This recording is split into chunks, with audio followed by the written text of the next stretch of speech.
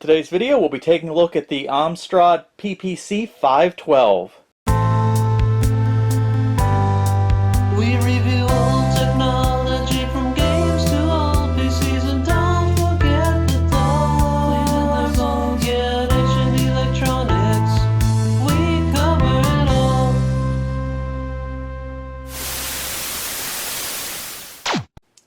So this here is the Amstrad portable computer, the PPC512, and this is 1987, I believe this was released, and this is what people generally refer to as a luggable.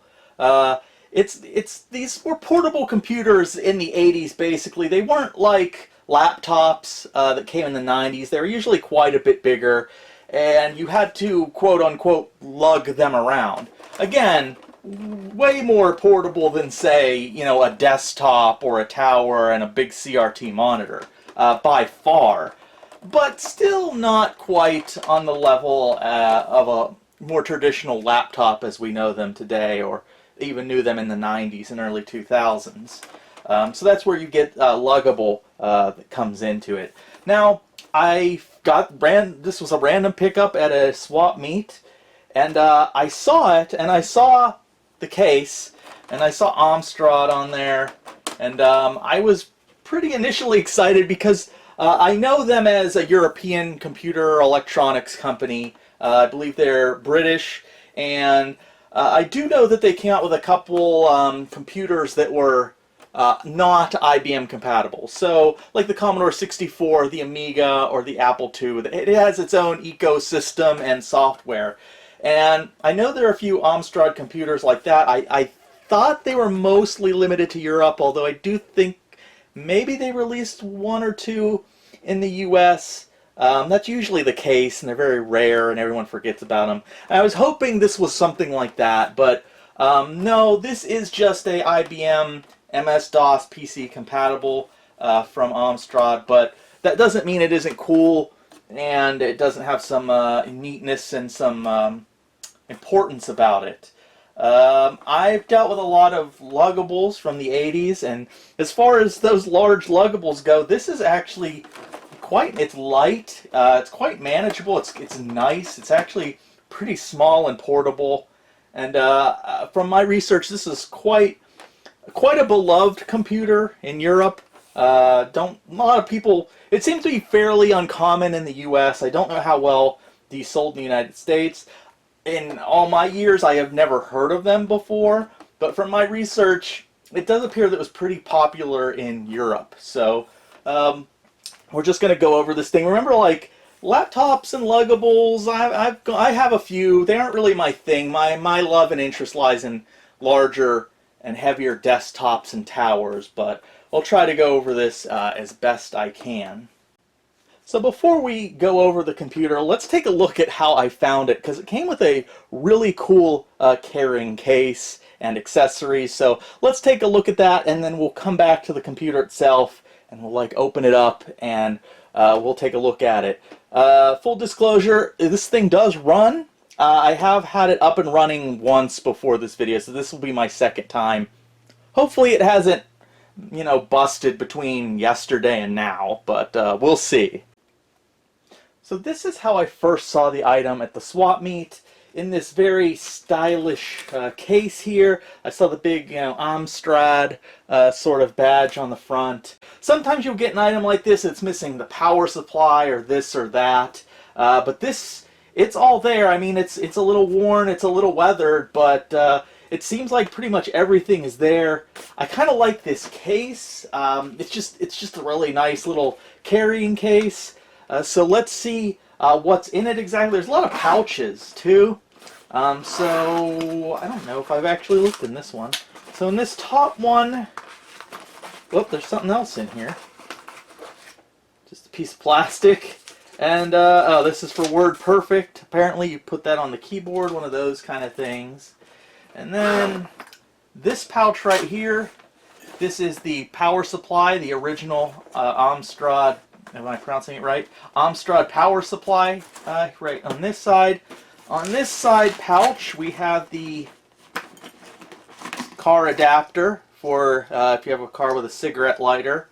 I wonder if they still make cars with. I wonder if they still have cigarette lighters in the cars, even though smoking's kind of went out of style. At least in the United States, the little cigarette lighters in cars actually had a lot of utility outside of smoking cigarettes. So I think they still put them in there. I think they just don't have the little cigarette lighter part that you would push down, but I don't know. So anyways, in this front pocket here we have several goodies. So first of all, we have the manual here, or user instructions for the PPC512 and the 640. The 640 is just a 512 with a darker case. I think it came with a modem built in, and it had a full 640K of memory, but that's basically it. Same motherboard and everything. So just, yeah, this hefty manual. It's the warranty right there. Just got the whole manual in there. And then this is some discs. So, looks like we have the original PPC 512 and 640. This is MS-DOS 3.3 operating system. So that's the original OEM DOS for this machine. And then it looks like we have some user-created discs. WordPerfect 4.2. MS-DOS startup utility. So this is probably a copy of the main disk there. More WordPerfect.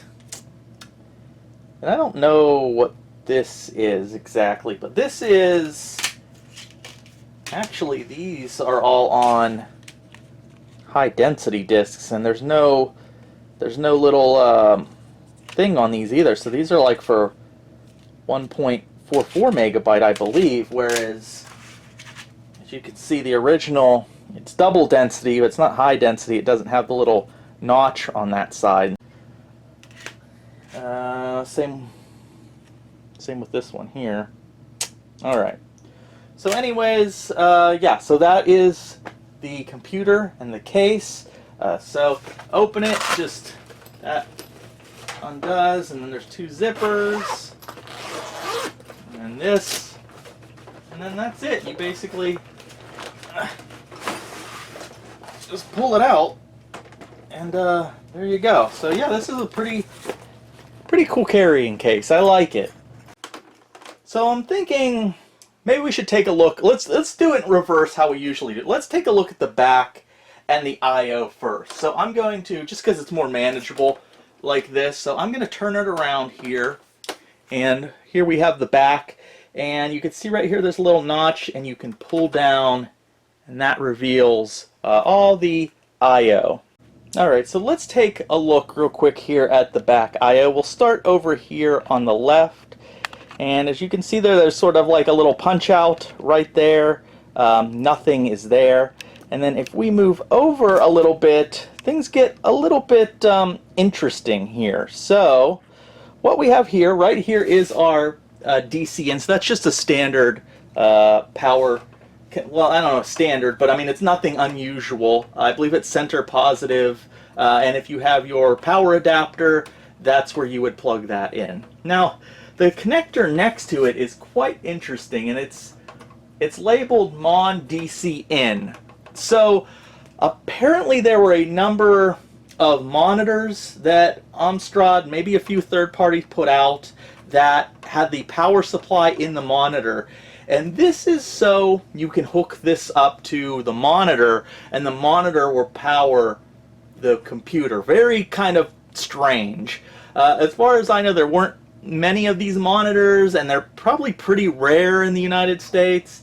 Now, keep in mind, this does not pass through video. You still have to use two connectors. You would have to connect the monitor with this cable to power the computer, and then you'd have to connect it separately. So this isn't power and video. I believe this is just power. So very odd. Now under it, we also have some more very odd-ish connectors. So we have this one here that says expansion AB, and this other DC in, and these kind of look like parallel ports, basically. So these are basically 8-bit ISA translated into these two weird parallel ish looking ports.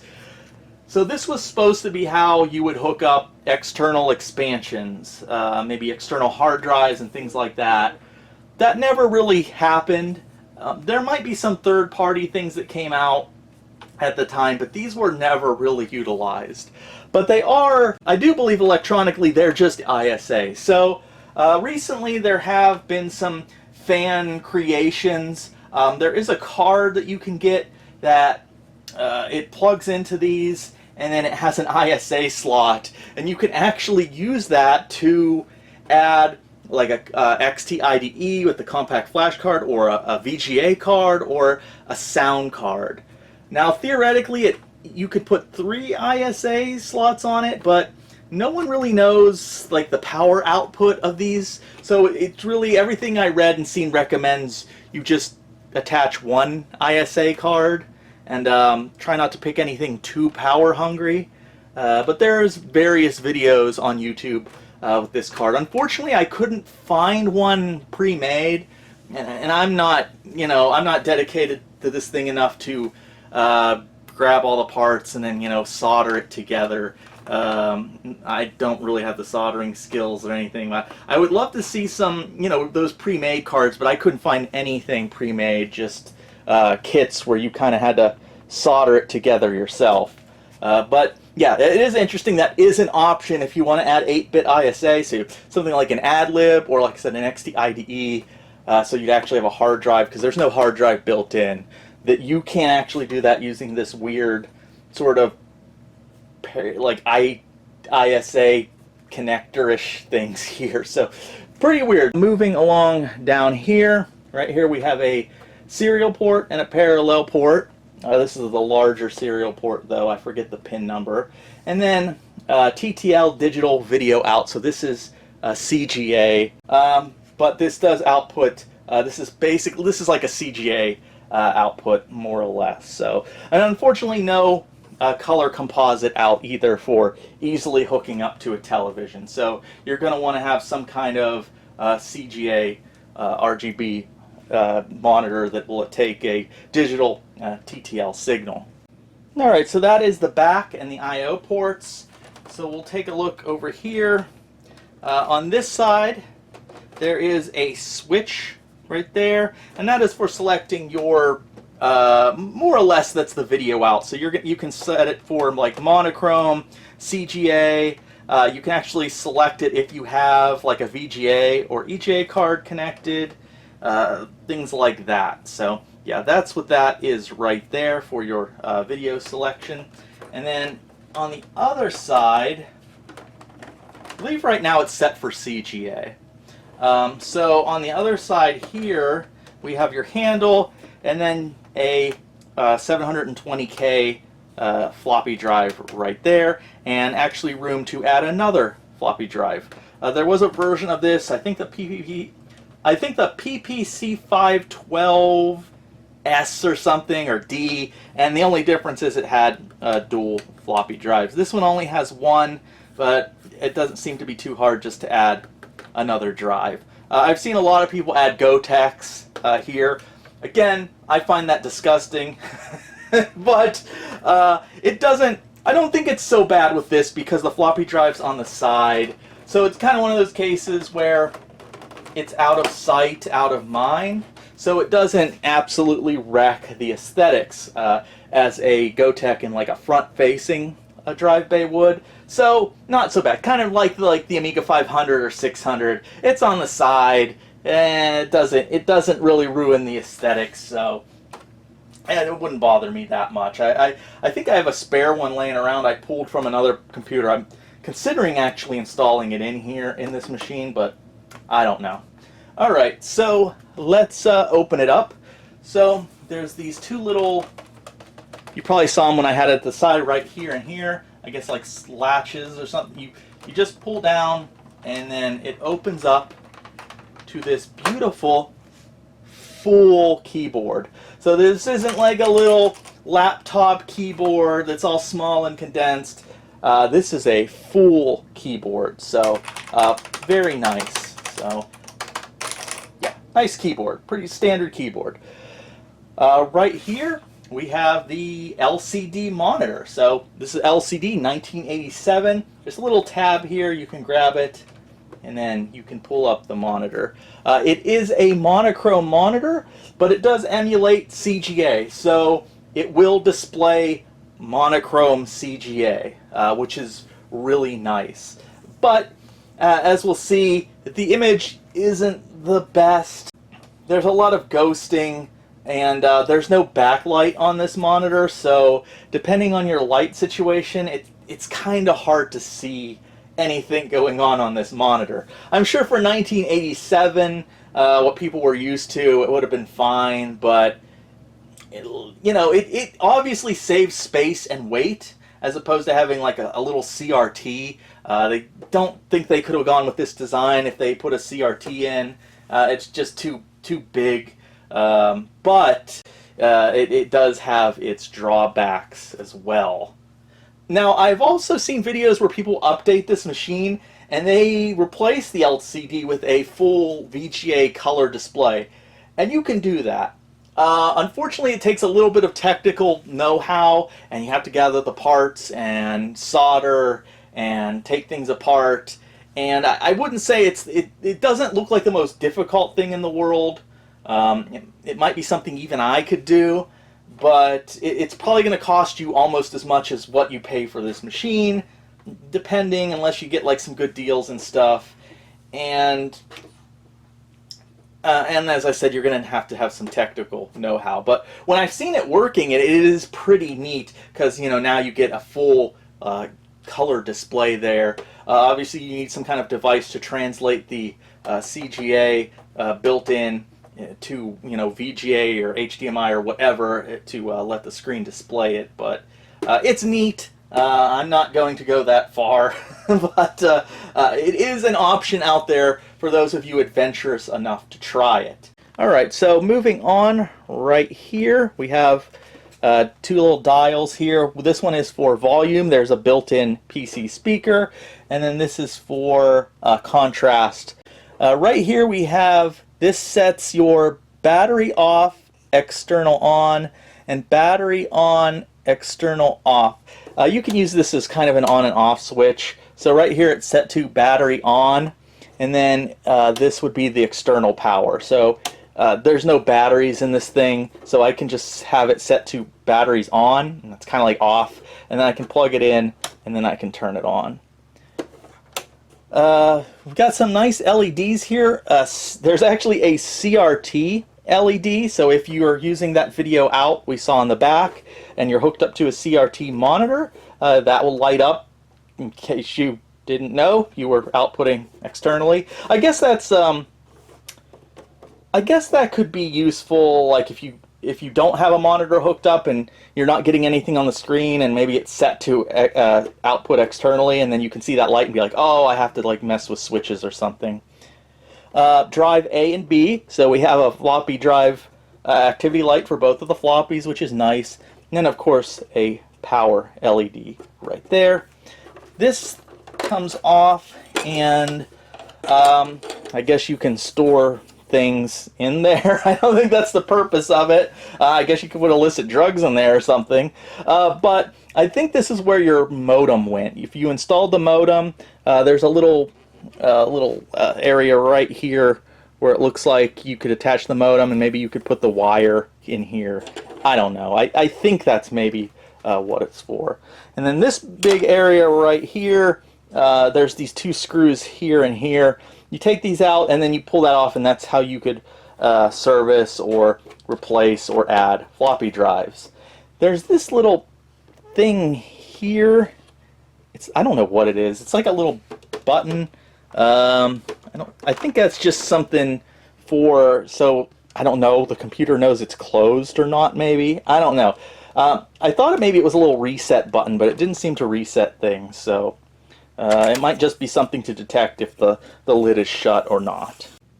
Okay, so let's talk about basic specs for this machine real quick. It's PC speaker, so there's no sound card built in. The CPU is actually kind of interesting. It actually runs on a V30 stock. So the V30 is basically an NEC It's the equivalent of the V20 as to the 8088.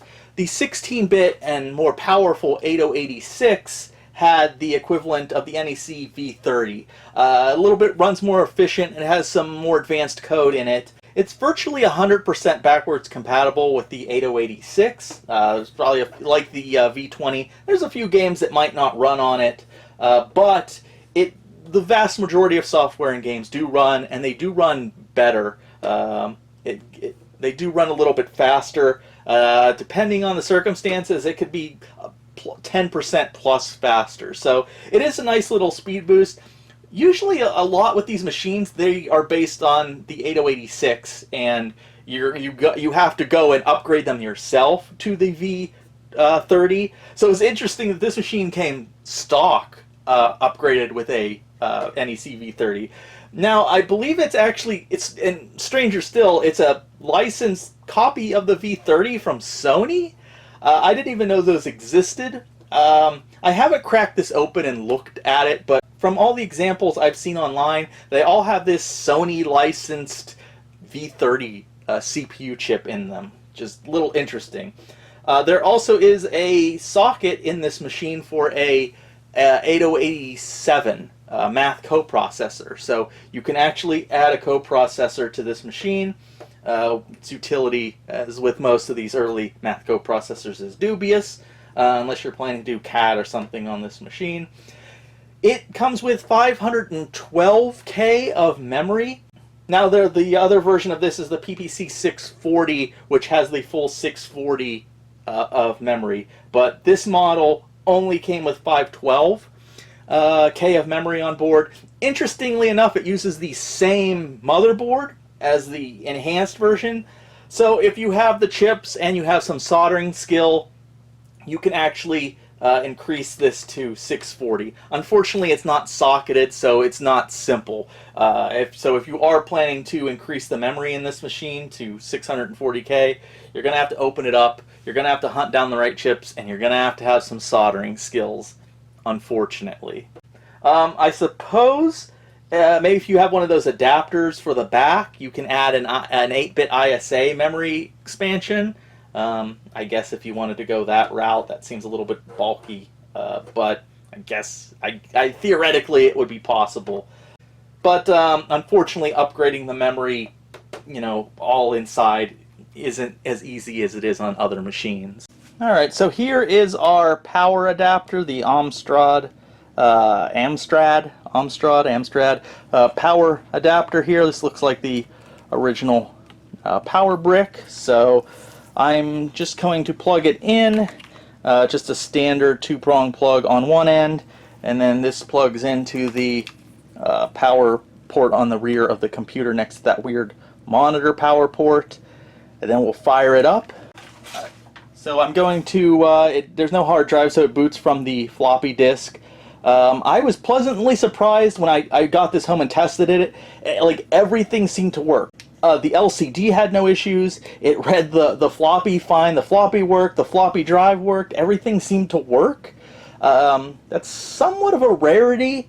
I don't know. Maybe these are very reliable, but from like random machines I picked up, usually something isn't working. Someone took care of this guy. So I'm going to install the floppy disk, and I'm going to hook it up, and then we're going to power it up, and hopefully, like yesterday, it will power up, and then it will boot into DOS. Alright, so we are hooked up, so I'm going to flip this switch, and that should power this thing up. I've got the DOS disk in there, so it's our red light. And I don't know if you can see, it says please wait up there. I'll zoom in here on the monitor, the LCD screen, I guess. Please set time and date. Of course, there's no batteries in this thing right now, and I'm going to talk about the batteries in a moment. Again, I'm not sure if the lighting actually makes it worse or better, but I'm going to go skip this. There we go. Don't know the time. It's not going to hold it anyways.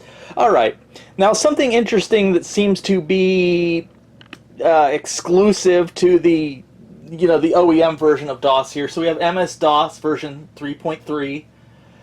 we get a little thing here, right Alt and is that Control? No, here we have right and Control. So these are just instructions on here on how to switch LCD text contrast toggle, and then right Control LCD CRT toggle. I think that's a command exclusive to this version of DOS for the PPC512, where if you right Control, it will switch. You can switch back and forth basically between the LCD and a CRT. I don't have a CRT hooked up, but let me see. Right Control. Well, nothing happens. Right. Maybe I have to have the CRT hooked up to it for anything to happen. But yeah, we are in DOS right now. So let me, and then it will go. So you can see all the ghosting as it scrolls. But it is indeed working. Alright, so I've turned it over because we're going to talk about the batteries. The battery compartment is on the underside of the machine. Some of this plastic is kind of weird. Some parts of it are very rough. But anyways, here is the battery compartment. I haven't opened this, so hopefully it's not all corroded. But unlike a lot of other pluggables and laptops, it doesn't have what you would expect for like a laptop or a luggable battery. It uses standard. I forget what are these D or double. I think these are D batteries, like a boombox or anything like that. And it uses 1, 2, 3, 4, 5, 6, 7, 8, 9, 10 of them. And from what I read, with 10 of these large D batteries that are probably not super cheap, you get a whopping 1 to 2 hours of use. So, oh, size C. I'm sorry, they're C size C batteries. It says it right here. That's 1 to 2 hours. That is not a great cost to whatever proposition. Cost to longevity or cost to use proposition. That kind of sucks. I would imagine most people just wouldn't be using a battery and would actually just have this thing plugged into the outlet, which again sort of lessens its whole portability sort of aspect of it. You know, when you have to be tethered to a wall outlet, that does sort of hamper your portability. But I guess it would still be portable in the sense of going to building. Like if you're at work and you have to take it home, and this is you want the same computer for work and home, you know, it's still pretty easy to lug around if you're just going to places that have electricity anyways. But as for, you know, taking this thing camping or out somewhere where you don't have electricity and you want to still use it, the computer, like going out to the cabin or something, you're going to want to take a lot of batteries with you. So running the program MIPS here, we can compare this to some other machines from the time. So right here we have it compared to an IBM PC running at 4.77 megahertz.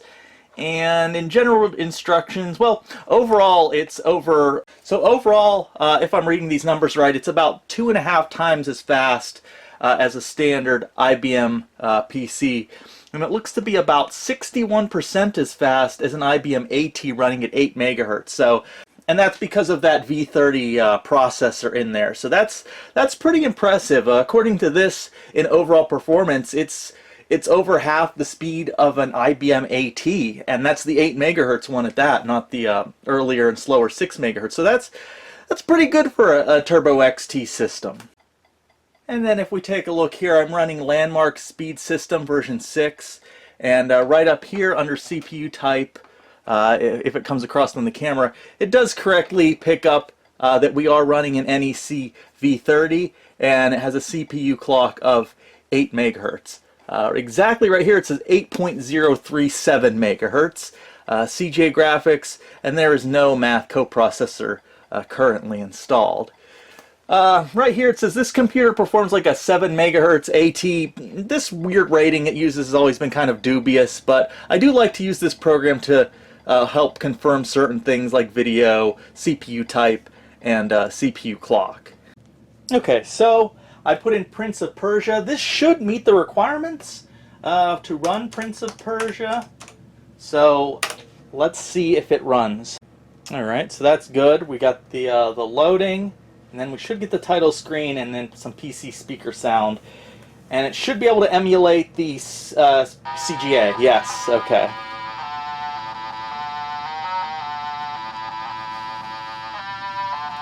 I don't know if, I can't tell if that is better or worse. I think it's better with the light on. So yeah, there's our volume control. So as you can see, monochrome screen, but it is emulating the CGA, which is nice. I mean, it's perfectly playable in light. It probably looks better, you know, in person with my eyes than you're seeing it through the camera. There is ghosting. I mean, it's usable for 1987. Just having this, the portability in the screen, it might have been worth it. So, yeah, that doesn't really look bad. It's just no color.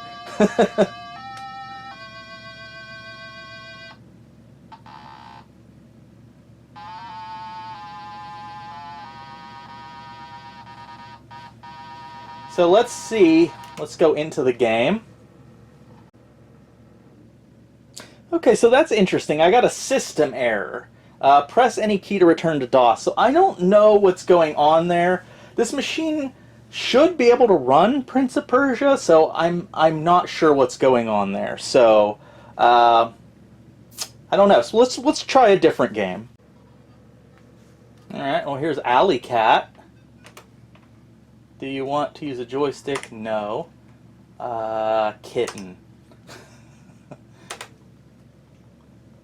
This is a little darker. It actually runs. Oh yeah, it feels like it's running a little fast. That's the 8 megahertz V. That's the 8 megahertz V30. I think this is one of those games that. I think this is one of those games that really run best on a 4.77 megahertz 8088. And it's playable, but it feels. It definitely feels a little bit fast. Some people might like that though, because it is kind of smoother. But this monitor, it is hard to see on this monitor.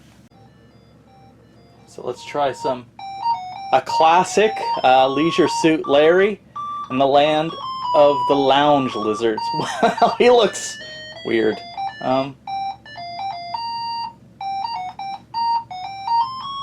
There's a little bit of flickering going on. I mean, I wouldn't say this LCD is like... Yeah, it's a little blurry too. I don't know if that's the game or the LCD. Yeah, it's probably not, you know, perfect. Oh boy, now we get to see if it will go into the game, but first we have to see if I can get through the questions. Okay, so it did... So it did indeed load into Leisure Suit Larry. Why it was having trouble with Prince of Persia, but not with Leisure Suit Larry, I have no idea. He actually moves at a pretty decent pace. Yeah, this is perfectly playable outside of the bad primitive LCD. Open, or let's see what it's like inside. And of course, you're always loading from the floppy disk, switching scenes, but yeah, this would be, I mean, I guess if it was my only option for PC gaming on the go in 1987 or 88, I'd make do, but I can't say that using this screen is pleasant, at least not to my eyes, but besides the screen, the game itself, as far as like the CPU power, is perfectly adequate for a game like this. It's just a little hard to see what's going on there. Of course, you can mitigate that issue, or well, eliminate the issue by hooking up an external CRT if you have one, an external TTL RGB monitor. Of course, that sort of negates the whole portability of a luggable computer. But maybe if this was your only computer, and at home you could hook it up to a CRT, and then when you left for travel, you could just take it and endure the LCD screen. Alright, so this is Starquake. I like to use this game because it switches through color palettes, CGA palettes. So it's a good way to test if something is 100% CGA compatible. Now, of course, this is a monochrome screen and it's emulating CGA, so I don't know exactly how it's going to work. I suppose just the screen's going to change, maybe. or it could just stay the same. I don't know. I'm curious. So let's get into the game and find out. Alright, so here's our little guy. Oh man, the ghosting's bad.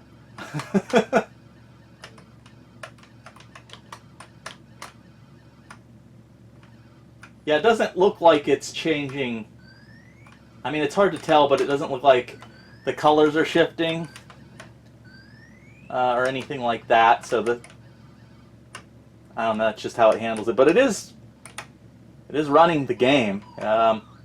So again, not sure how well this is translating on the camera, but let's. All right, well, let's try something different. Alright, so I happen to have my IBM CGA monitor still around, so I hooked it up to see, and I've loaded up DOS, and it says you hit control to toggle the right control, but nothing is happening. So I think it's those switches we looked at on the side. I think I have to switch the first switch to enable the whole external monitor thing. So I'm gonna flip that switch, and then we'll see if anything happens. Yeah, that did it. I had to use that first dip switch, and I had to switch it to off in order to enable the external monitor. And if you could see down there, the little CRT light has lit up. So that tells us we are using an external monitor, and there's nothing on the built-in LCD. But maybe, let's see if I can switch back and forth now. When that option comes up. Okay, so right control to switch between them, and I hit,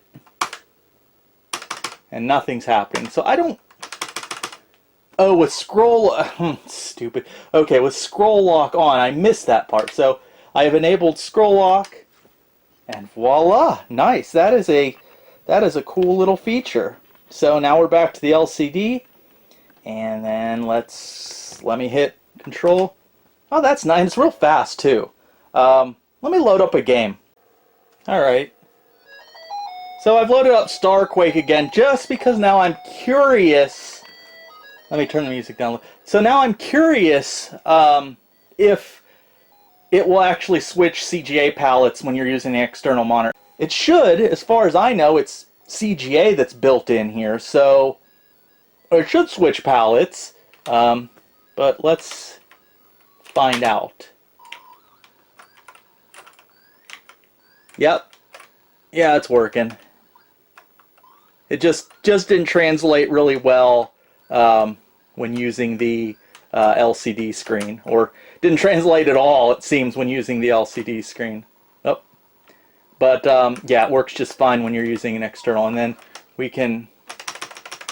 Well, it actually doesn't work in-game. I'm not. Well, that sucks. Yeah, it doesn't let me. It doesn't let me switch over to the LCD while I'm actually in the game. Escape to abort. Now, once I'm out of the game, yeah, it switches back to the LCD just fine. So, yeah, that's cool. It's good to have that option. It's nice that that's an option. Just got to remember, you got to set the dip switches, and yeah, that's about it. Alright, so I removed this little top cover to add a B drive, and that's tucked in there, and that's the wiring's tucked in there pretty nicely. There's a screw down there I'm guessing I have to remove, and I don't know, I just feel like this is going to be easy to do, and then it's going to be a pain to get everything to fit back in there. I've got it removed the little faceplate. I'll put that in the little pack in case, you know, someone ever wants to remove one of them. And it's just a simple matter of putting the drive in, hooking it up, pretty standard. I mean, this looks a little different, but it's pretty much the same. And then it should work. So there's the second drive right here, A and B. That doesn't perfectly match. It's a little bit lighter beige, but I mean the lights and buttons are roughly the same kind of style in the same spot. So it's close. I think just the color's off a little bit, but that's fine. It's functional. That's really what I care about. Alright, so it seems to be a success. It's reading from the drive B, so I've now added a second floppy drive. The GoTech, I don't even think the GoTech I have, the one GoTech I have works. Well, I have one for the Amiga, but this is another one I found it in an old computer. But I don't even think it works. So I just went with a regular old standard floppy drive. And that is our look at the Amstrad PPC512. Now, if you want more information on this, there are, like I said, it has quite the fan base, especially in Europe. So there are quite a few, and England for that matter. So if you're an English speaker, I found quite a few videos on YouTube that go much more into depth on this machine, and especially with upgrades. So if you really love this thing, you know, like I said, you can upgrade the monitor, you can upgrade the memory. You can get one of those little adapter cards on the back for adding ISA cards. That's probably about the easiest of the upgrades, getting the little ISA adapter. The other ones, unfortunately, are pretty involved. If you can get the PPC512, I believe, that version, I would get that, because it's only 128K more of memory, but that does help. But as it is, it's a nice little luggable. The NEC V30 it's really cool that it's in there. Usually, in my experience, these machines just come with a stock like 8086 or 8088. So it's nice that it already comes with a little speed boost upgrade of the V30. I wouldn't worry about the small amount of incompatibilities. So that's nice. It is light. I think this is one of the first computers with an LCD, actually, the Super Twist LCD here. Although in 2024 it's not great, and mine's in pretty good working condition, but you know, depending on your lighting system and what your lighting is like, it's a little hard to see. And even when you play with the contrast and you have good lighting, it's still a little hard, especially when you're doing like the CGA emulation mode. It's not really a great way to, I don't know why anybody would really want to use that to game, but you can always hook up an external monitor if you want to. So in that case, it does, I guess it does save you a little bit of space if you have a little CGA monitor and then you have this and you can fold it and fold. I guess it does save you some space, and it does act as a nice Turbo XT style computer for a lot of those. If you're into like those early 80s, mid 80s games. But anyways, yeah, cool little machine. Let me know if you have any comments on this guy. Anything I really missed here. Like, so we just kind of did a surface level review. I didn't want to open it up or anything. I did do the one upgrade. I did add a second floppy drive, so we do have an A and B, so that's nice. That wasn't too hard. Just had to work a little bit moving the wires and cables around. A little bit of cable management there. So other than that, cool machine. I'm a desktop guy. I'm a tower guy. I probably wouldn't be using this. I'm probably, to be perfectly honest, I'm probably going to let this thing go here in the very near future and use the funds probably to continue funding my computer addiction for something else I might actually use. But it was neat to come across this guy and see it in action, and I'm glad it's all working. There was really nothing I had to really do to get this thing working, so that's a testament, I suppose, to its reliability. And whoever had this prior to me seemed to take pretty good care of it. So, yeah, there we go. That is the Amstrad PPC512. Thank you for watching, and I will see you in the next video.